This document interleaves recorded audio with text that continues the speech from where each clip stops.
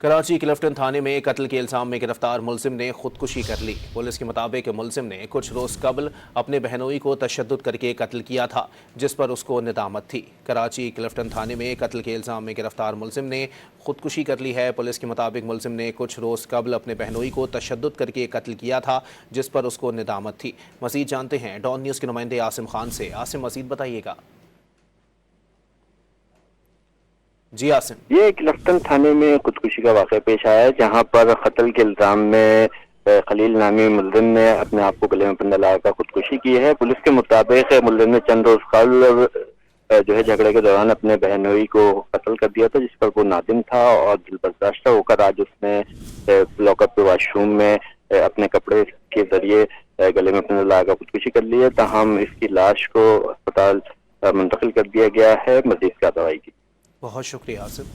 Karachi Clifton تھانے میں قتل کے الزام میں گرفتار ملزم نے خودکشی کر لی ہے۔ پولیس کے مطابق ملزم نے کچھ روز قبل اپنے بہنوئی کو تشدد کر کے قتل کیا تھا، جس پر اس کو ندامت تھی۔ مزید جانتے ہیں ڈان نیوز کے نمائندے عاصم خان سے۔ عاصم، مزید بتائیے گا۔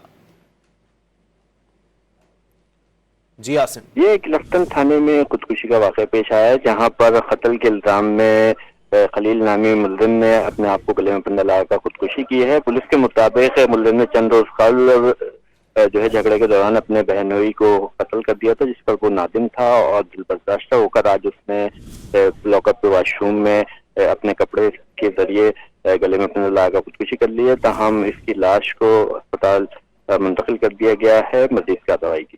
بہت شکریہ عاصم۔